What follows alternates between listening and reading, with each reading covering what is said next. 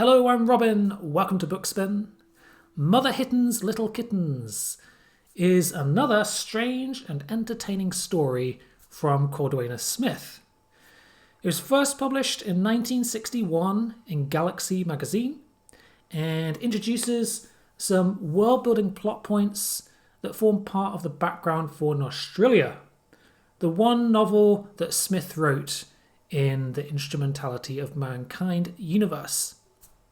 According to John J. Pierce, who edited The Best of Cordwainer Smith, the plot for this story was partly taken from Ali Baba and the 40 Thieves. So in this story, we get some insight into the remarkable defence system of Nostralia, aka Old North Australia, which is a fabulously wealthy world due to its monopoly of the Santa Clara drug. This is also known as Stroon. And Stroon has the effect of halting aging. So it's basically an immortality drug. And it's the most highly prized commodity in the universe. Now, Mother Hitton is the character who oversees Nostralia's defence system, the exact nature of which is not revealed until the story's climax. Most of this story, however, we are following an antagonist who intends to break into this system. His name is Benjamin Bozart, and he is senior warden of the Guild of Thieves from the planet Viola Sideria, which was a once civilized world that has now descended into crime and notoriety.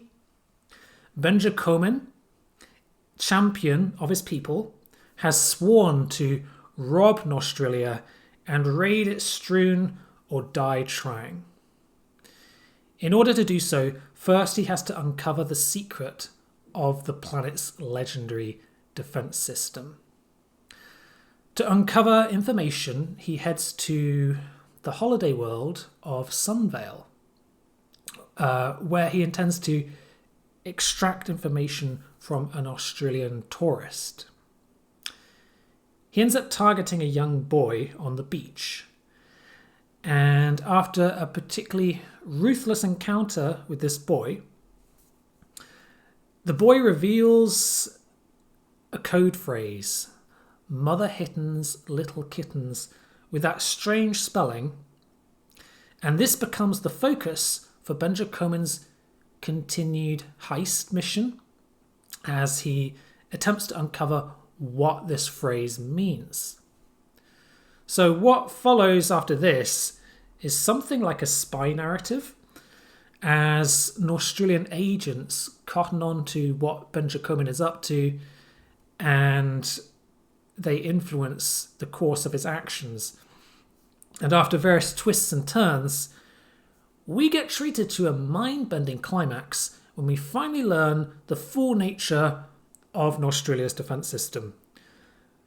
Mother Hitton's Little Kittons. It's bizarre, it's disturbing, and it's a devastatingly effective defence. Despite the name, no cats are involved this time, but true to Cordwainer Smith form, it does involve animals and telepathy, and it's pretty mind-boggling. I recommend you read the story to find out. It's a shocking and mind-bending conclusion to a story that is full of mystery and intrigue. So, yeah, I did enjoy this one. The plot does get a little bit convoluted at times during the whole spy narrative setup, especially in the middle of the story. But the payoff is excellent. It's also quite a bit darker than most Cordwainer Smith stories. I think so. With some quite shocking violence. And I got taken off guard a little bit because of this. At first I thought that Benjamin might be some kind of anti-hero, that perhaps the the reader could root for. But I was quickly proved wrong with this assessment, and he is a thoroughly unlikable character, not at all sympathetic. But in any case, it's an entertaining read, and it probably serves as a good prelude if you're planning to read Nostralia, because it ties in with the novel's world building. Now, I haven't read Nostralia yet, but I am excited to read that one very soon. I've got just 2 more short stories to get through in the Rediscovery of Man before I read Nostralia. So the next story is going to be Alpha Ralpha Boulevard, and after that is The Ballad of Lost Camel. And The Ballad of Lost Camel, I believe, I've heard that also ties into Nostralia. So I'm going to read those 2 stories first, and then I'm going to move on to Nostralia. Anyway, thanks for watching, and I'll see you again soon.